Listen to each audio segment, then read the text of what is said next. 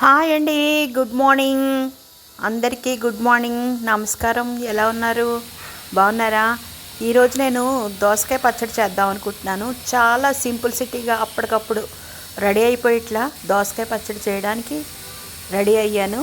అది ఎలా చేయాలో మీకు దోసకాయ పచ్చడి విధానం చూపిస్తాను. ఓకేనా? ఫస్ట్ దోసకాయలు, పచ్చిమిరపకాయలు తీసుకుని దోసకాయలు ముక్కల కింద కట్ చేసి మిక్సీలో వేసుకుని అందులో మెంతి పౌడరు, ఉప్పు. మెంతి పౌడర్ అంటేనండి ఆవాలు, మెంతులు, ఇంగువ, కారం అన్నీ వేయించేసుకుని నేను ఒక డబ్బాలో పెట్టుకుంటాను. అప్పటికప్పుడు పచ్చడి కావాలి అంటే రెడీగా ఉంటుంది అనేసి ఆ పొడి వేసేస్తాను. చాలా గుమగుమలాడుతూ ఉంటుంది, చాలా బాగుంటుంది. ఆ పొడి ఎప్పుడు రెడీగా ఉండాలి నాకు. ఆ రెడీగా ఉంచుకుంటాను. ఆ పొడి, నువ్వు పొడి ఉంటుంది కదండి, నువ్వుల పొడి.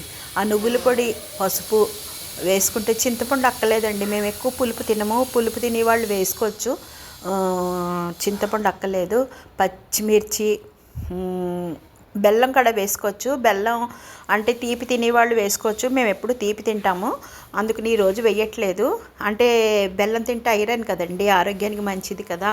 అందుకని స్వీట్స్ అన్నీ ఇప్పుడు ఎలాగైనా ఎక్కువ ఎవరు తినలేకపోతున్నారు.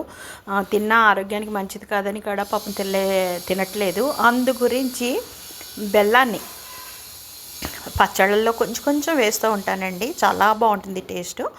అయితే పచ్చిమిరపకాయలు వేసి మిక్సీ చేసేసాక ఇందులో ఆవాలు, మెంతులు, ఇంగు పోపు పెడితే చాలా సూపర్గా ఉంటుందండి. ఆ పైన పోపు పెట్టాలి. ఆవాలు, మెంతులు, ఇంగువ పోపు పెట్టామంటే గుమ్మలాడిపోతూ ఉంటుంది.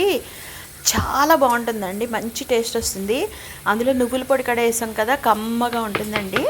అందుకని నేను అప్పటికప్పుడు కావాలంటే నిమిషాల్లో అయిపోతుంది ఈ దోసకాయ పచ్చడి. అంత సింపుల్గా చేసే పచ్చడి ఇది. Sitamurthy channel subscribe